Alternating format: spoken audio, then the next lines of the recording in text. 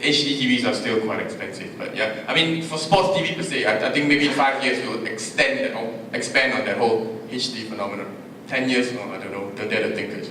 I think for live sports, I think next 10 years you see, I think it's more of internet, live streaming.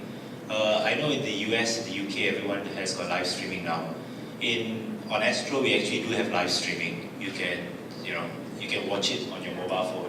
Stadium Astro. Stadium Astro, you can get live streaming. But I think, to answer your question, I think 10 years time, I mean, everyone wants to, because in 10 years time, we are constantly on the go, on the move. You see how the iPhone has gone from strength to strength. I think in 10 years time, a lot more people will be carrying an iPad or etc. and watching live sports just on your palm and constantly on the move.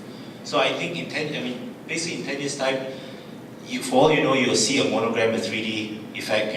Rather than watching it 3D, you can probably see the players kicking the ball at you. It's exactly like how Star Wars, for example, where we saw a monogram, we saw, oh wait, that was way cool. Okay, then we saw 3D, the ball coming towards us.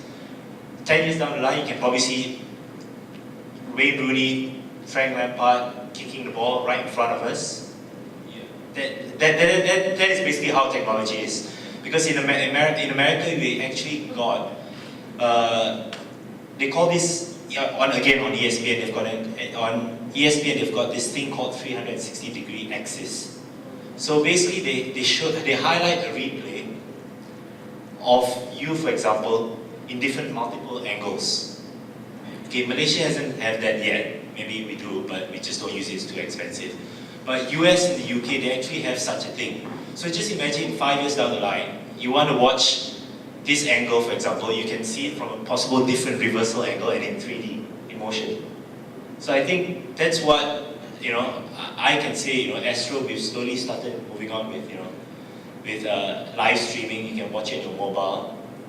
5 years time, everyone has got HD and everyone's got 3D. 10 years down the line, monogram, football. I'll quickly summarize that. So, more original programming, regional reach, more HD penetration, and watching football like it was Star Wars. More realistic, yeah, basically. High technology. High technology, yeah. Okay, thanks very much indeed for that. Is there anybody here? Do we have another question? Yes, we do. 1 second. I'll be over.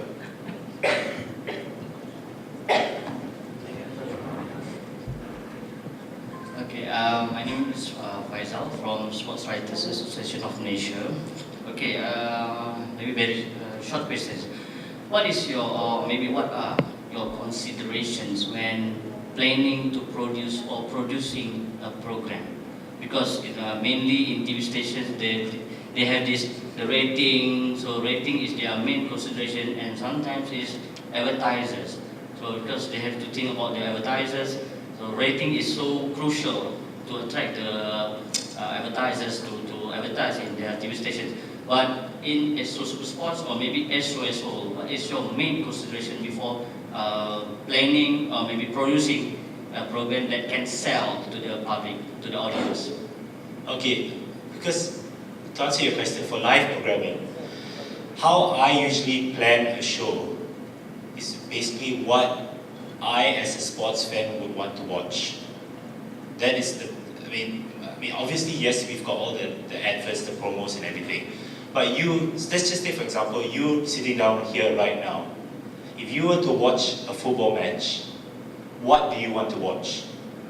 Usually I put myself in those shoes, trying to figure out, okay, as a fan, I love the game, this is what I want to see on TV. And so that I can share with everyone else, this is what it is. So I think at Supersport we've got, our bosses put it that way, they didn't give us a certain guideline. It's all about creativity, how you want to express yourself, and how you want to express it to the general public. So yeah, that's. I think personally for me, that we have the luxury, the Supersport team have the luxury of having another team bearing that problem, if you call it a problem.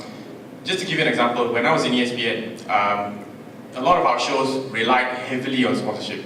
No sponsorship, no show. You know, Sports Center, for instance, I was in Toyota. When you have sponsors on the show to keep it running, and when different management took over and they would check and balance, this show was not profitable, we get chopped. I think we don't have that. We have a dedicated sales team, for instance, now on Supersport, and that team takes care of. I mean, obviously we work with them, selling what segments in our show we can sell, what private bodies would be interested to sponsor a certain show. We as a production team, I think, are not so. We don't have to, follow guidelines. For instance, like if someone wants to sponsor a show or ratings per se, we have that luxury. I think in Supersport it's quite unique, but I think we can concentrate fully on content, creativity, and style, and all those kind of things. And to go further to answer your question, if you want to know how we style the show, what goes into that particular show that particular week, it's very easy. It's just social media. We look on Facebook page, see what they want to talk about. We'll talk about it in our show. Therefore, the ratings will go up because we are catering to them. And when the ratings go up, the sponsorship will come in because they know these shows will do well, and hence the sponsors will also do well. I think that's what goes through Mama Football Overload. It really reaches into the audience and what they want to do, and what they want to do, we will do on our shows. And that's all I'll say with that. Okay, may I add something? Because, Sure. Based on it, I think this is public opinion. Right? Sports is for action. Because just now you